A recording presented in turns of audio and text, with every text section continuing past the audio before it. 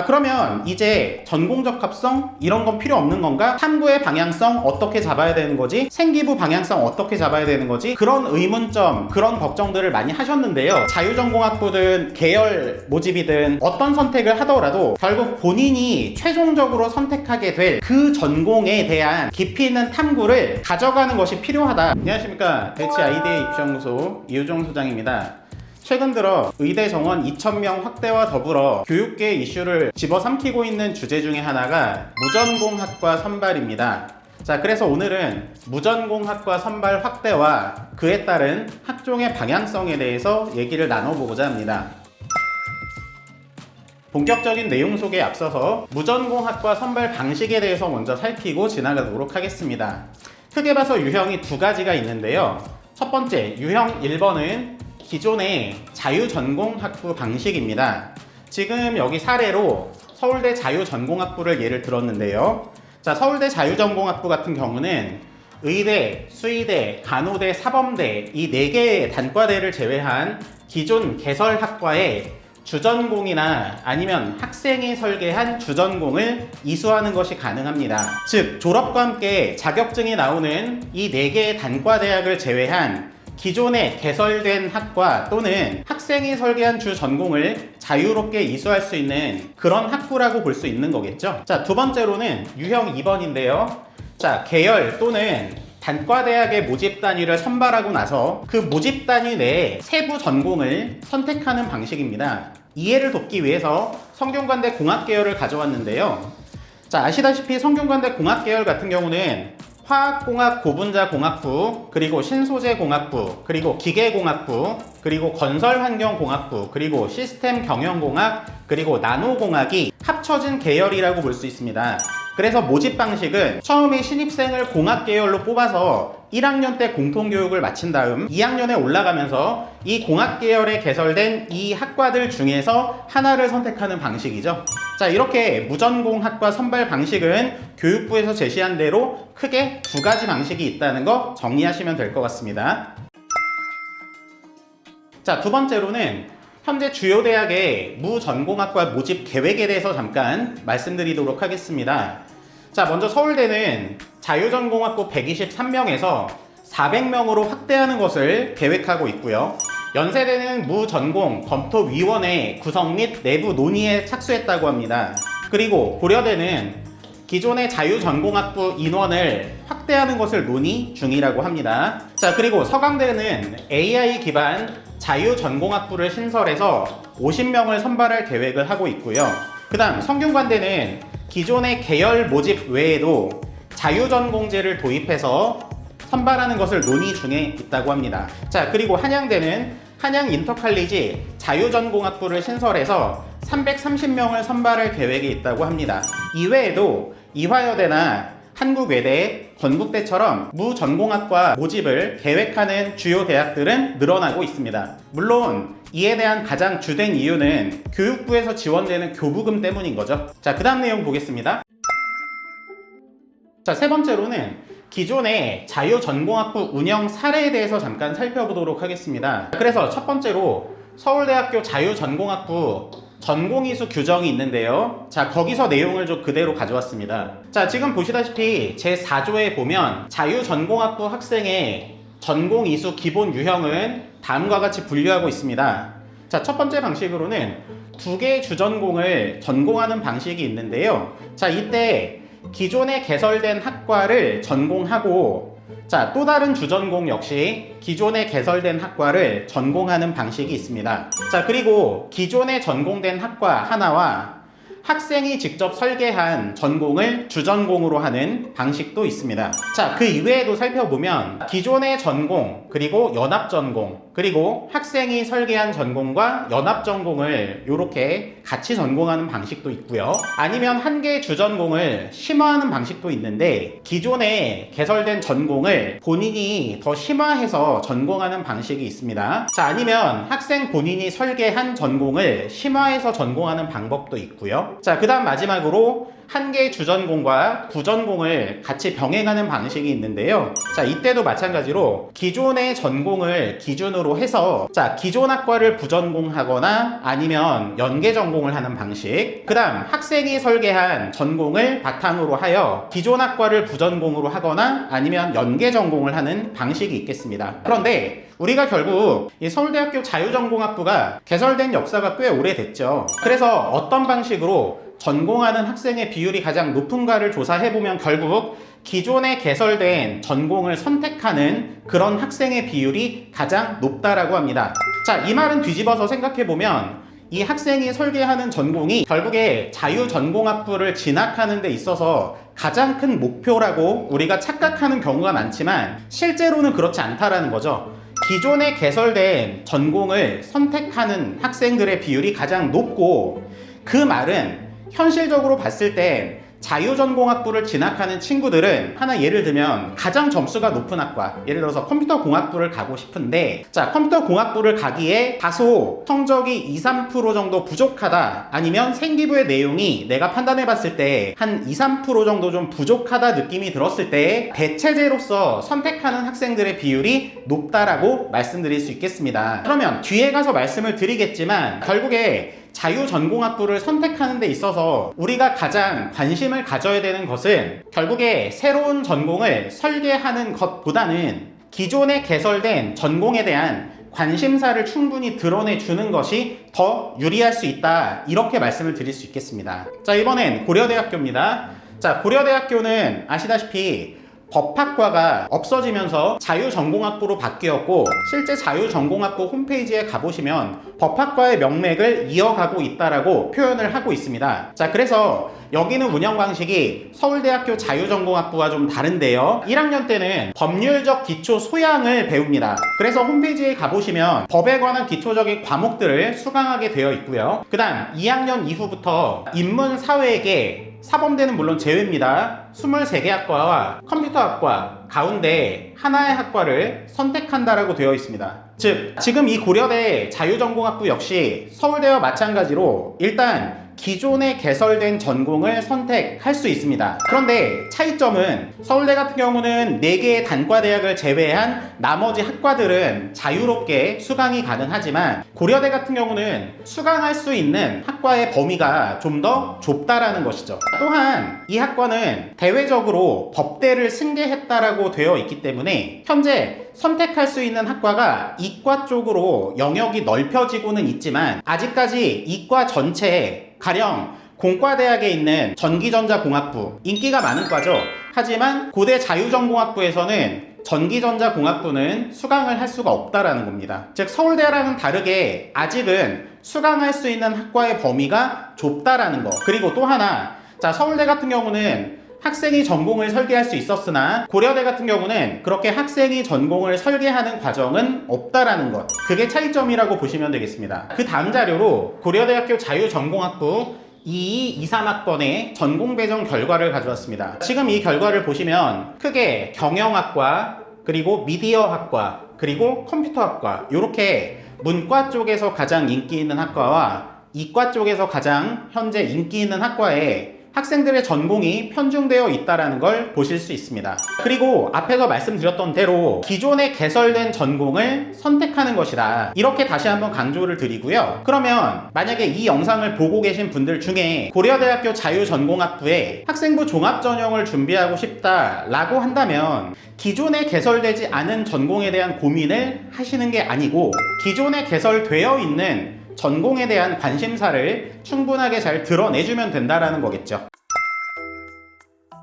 자, 이제 이런 내용을 토대로 학종생기부 준비의 방향성에 대해서 논해보고자 합니다. 그래서 첫 번째, 이건 작년도 성균관대 수시 요강을 가져왔고요. 그 중에서 학생부 종합전형 중 계열 모집 내용을 가져왔습니다. 자, 제가 여기서 드리고 싶은 말씀은 이 부분인데요. 지금 이 선발 방법 중에 동점자 처리 방법에 주목해 보겠습니다. 자, 지금 여기 우선순위 영역이라는 것이 있는데요. 글씨가 잘 안 보이실 수도 있어서 제가 읽도록 하겠습니다. 만약에 동점자가 발생했을 땐 어떤 것들을 우선순위로 해서 그 동점자를 차별을 두냐면, 첫 번째가 학업 수월성입니다. 그 다음이 학업 충실성이고요. 그런데 세 번째가 무엇이냐면 전공 적합성입니다. 지금 계열 모집입니다. 계열 모집이면 아까 전에 앞에서 보셨던 성균관대학교 공학계열 이런 과를 말하는 거겠죠. 그런데 우리가 통상적으로 알고 있는 이런 계열 모집에서는 전공 적합성은 필요 없다. 그냥 압도적인 학업 실력만이 중요하다. 그래서 이건 내신에 의한 평가에 가깝다. 라고 말씀하시는 학부모님 그리고 학생들도 굉장히 많습니다만 그런 분들이 상담 오실 때마다 저는 좀 조심하시라고 말씀을 드립니다. 자, 이런 전공 적합성을 완전히 배제하는 건 아니다.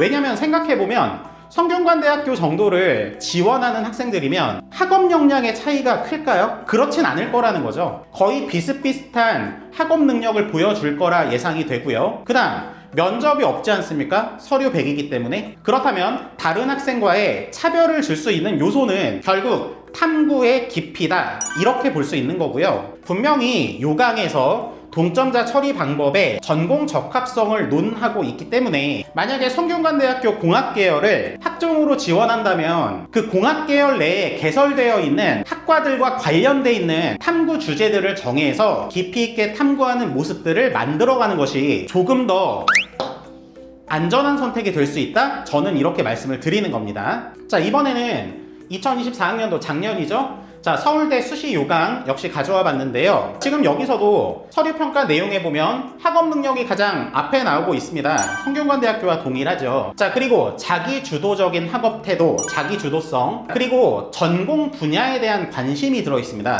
즉, 이 부분에서도 제가 강조드리고 싶은 부분은 이런 거예요. 자, 우리가 서울대학교를 지원하는 학생들이면 사실 내신 성적은 1.0에서 1.3 사이에 있는 친구들일 겁니다. 물론 직윤 기준으로 말씀을 드리는 거고요. 일반은 그거보다는 조금 뒤에 있을 수 있겠죠. 자, 어쨌든 1.x에 굉장히 우수한 학업 역량을 보이는 친구들이기 때문에 결국 본인이 관심을 두고 있는 전공 분야에 대한 깊이 있는 탐구 내역, 그리고 그러한 탐구를 자기 주도적으로 설계해가는 모습을 생기부에 충분히 녹여내는 것이 1차적으로 중요하다, 이렇게 말씀을 드릴 수 있겠습니다. 자, 물론 앞에 보셨던 성균관대와는 다르게 전공 적합성이란 말은 드러나지 않고 있습니다. 하지만 본인이 생각하는 전공 분야, 즉 우리가 지금 얘기하고 있는 게 자유전공학부에 대해서 말을 하고 있는 거기 때문에 본인이 자유전공학부를 학종으로 지원을 하겠다라고 한다면 자유전공학부에 입학한 다음 본인이 하게 될 주전공에 관련된 그 전공 분야의 어떤 관심 주제들을 정해서 탐구하는 것들이 필요하다, 이렇게 말씀을 드릴 수 있겠습니다. 자, 이제 자유전공학부 그리고 계열 모집을 포함한 무전공 학과를 학종으로 대비할 때 어떤 내용들을 살리는 것이 필요할지에 대해서 말씀을 드려보면요. 자, 지금 이 내용은 서울대학교 자유전공학부 홈페이지에서 가져왔는데요. 일단 이 자유전공학부에서 강조하는 포인트는 총 4개입니다. 자기주도적 학습, 그리고 탄탄한 기초소양, 그리고 자율성과 창의성, 그리고 글로벌 리더십을 얘기하고 있는데요. 그 중에서 탄탄한 기초소양 그리고 글로벌 리더십 같은 경우는 대학에 입학해서 학생이 보여주길 원하는 모습이겠죠. 자, 그렇다면 결국 고등학교 시절에 생기부에 강조돼야 되는 내용들은 자기주도적 학습을 잘하는 모습, 그리고 자율성과 창의성이 충분한 학생의 모습이 생기부상에 충분하게 드러나는 것이 무엇보다 필요하다라고 볼 수 있고요. 자, 그 다음 또 하나 재밌는 건 이 서울대 자유전공학부는 자체적으로 멘토링 프로그램을 운영하고 있습니다. 뒤에서 좀 더 추가적으로 보겠지만 이 멘토링 프로그램이 이 자전을 졸업한 선배들, 그리고 현재 자전을 다니고 있는 후배들, 즉 재학생 사이에만 이루어지는 프로그램이 아니고요,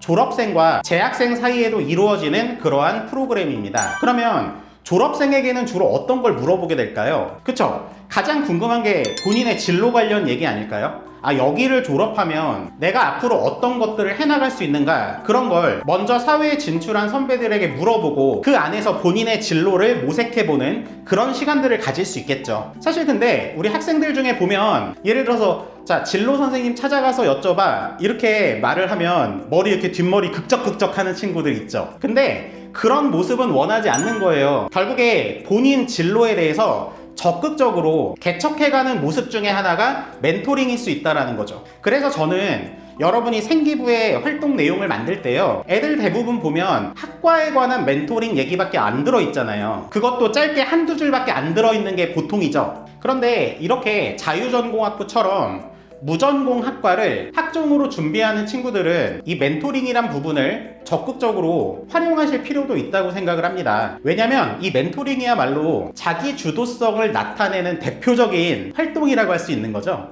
근데 실질적으로 아이들 생기부를 평가해보면 이 멘토링에 관한 활동은 교과목에 대해서 멘토-멘티 활동에 그치는 경우가 대부분입니다. 하지만 제가 추천드리는 건 그 교과 멘토링에 국한되지 말고 본인 진로 관련해서 진로쌤을 찾아가서 적극적으로 멘토링을 받거나, 아니면 본인이 어떤 깊이 있는 탐구를 했을 때, 사실 고등학생이니까 탐구를 하다 보면 결국 그 생각의 깊이를 깊게 가져가는 게 어느 정도 한계에 부딪힐 때가 있겠죠. 자, 그렇게 한계에 부딪혔을 때 돌파하는 방법 중에 하나로 선생님과의 적극적인 멘토링을 통해서 극복을 해내는 모습, 이런 것들을 생기부에 살려준다면 굉장히 득점 포인트가 되지 않을까, 저는 그렇게 생각을 합니다. 자, 지금 이 내용은 서울대학교 자유전공학부를 졸업했거나 아니면 기존 선배들 중에서 지금 요 전공하고 관련된 멘토들의 실제 전공들입니다. 자, 보면 인문계열, 사회과학계열, 자연과학계열, 상경계열, 그 다음 예술계열도 있고요. 그 다음 공학계열, 생활과학대학, 농업과학 생명대학, 이렇게 다양한 전공을 하고 있는 선배들 멘토가 존재한다는 거고요. 그 다음에 이 멘토링의 주제도 진로나 학습에 국한되지 않습니다. 지금 보면 교우관계에 대한 멘토링도 있고요. 그 다음에 연애 문제에 대해서 상담하는 멘토링도 있어요. 그리고 비교과 활동, 우리가 어떤 기업체에 취업하려고 해도 교과목 말고 비교과에 관련된 활동도 중요한 거죠. 자, 그리고 여기에 보면 밤 약속도 있습니다. 그냥 간단하게 멘토 멘티가 간단하게 이렇게 밤 약속을 하는 그런 것도 있고요.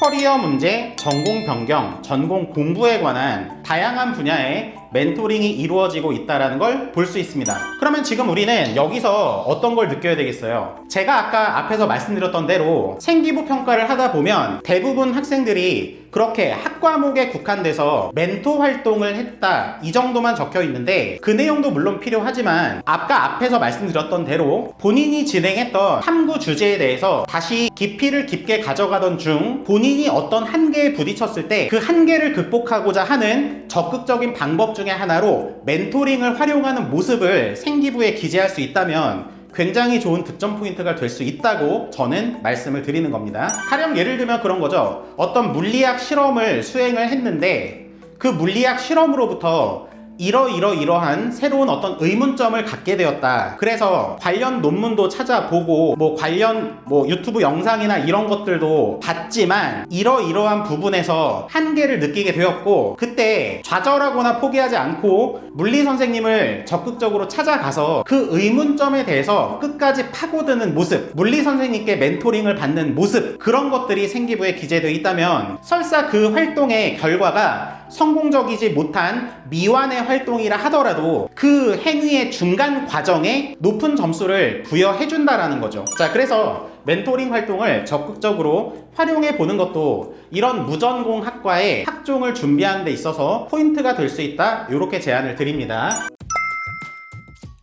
자, 지금까지 말씀드렸던 내용의 결론을 내려보겠습니다. 자, 우선 무전공 학과를 계획하고 있는 대학들은 주로 주요 대학, 즉 서울의 상위권 대학들이기 때문에 상위권 대학의 학종을 준비하는 데 있어서 우수한 학업 능력은 가장 기본이 된다라고 말씀을 드리겠습니다. 자, 하지만 지금 이 무전공 학과의 선발이 확대된다는 뉴스가 나왔을 때 많은 학생들과 학부모님들이 걱정하시거나 궁금해 하시는 점이, 그러면 이제 전공 적합성 이런 건 필요 없는 건가? 탐구의 방향성 어떻게 잡아야 되는 거지? 생기부 방향성 어떻게 잡아야 되는 거지? 그런 의문점, 그런 걱정들을 많이 하셨는데요. 자, 이런 무전공 선발에서도 결국 전공과 관련한 깊이 있는 탐구는 유의미하다고 말씀드릴 수 있겠고요. 왜 그런 거죠? 아까 앞에서 보셨다시피 무전공학과를 입학하더라도 결국 본인이 설계한 전공을 선택하는 비율보단 기존에 개설된 전공을 선택하는 비율이 훨씬 높기 때문에 결국 자유전공학부든 계열 모집이든 어떤 선택을 하더라도 결국 본인이 최종적으로 선택하게 될 그 전공에 대한 깊이 있는 탐구를 가져가는 것이 필요하다, 이렇게 말씀을 드릴 수 있겠습니다. 그래서 결국에 기존에 여러분이 학종을 준비하시던 대로 1학년은 보통 진로에 대한 어떤 넓은 범위의 탐색을 하죠. 그리고 2학년부터 진로의 범위를 좁혀가고 그 다음 3학년 때는 이 좁혀진 진로를 바탕으로 해서 깊이 있는 탐구를 수행을 하지 않습니까? 그래서 기존에 하던 이 큰 틀을 기준으로 그대로 준비를 해가시면 된다, 이렇게 말씀을 드릴 수 있겠고요. 그렇게 큰 틀에서 준비를 할 때 어떤 것들이 드러나면 되겠다? 결국에 자기주도성, 그리고 자율성과 창의성, 그리고 적극적으로 멘토링을 하는 모습들, 이런 것들이 추가적으로 생기부에 녹여져 있으면 굉장히 베스트하겠다, 이렇게 말씀을 드리는 겁니다. 자, 참고로 자기주도성은 어떤 식으로 드러내면 될까요? 자, 수업 내용으로부터 의문점을 품는 겁니다.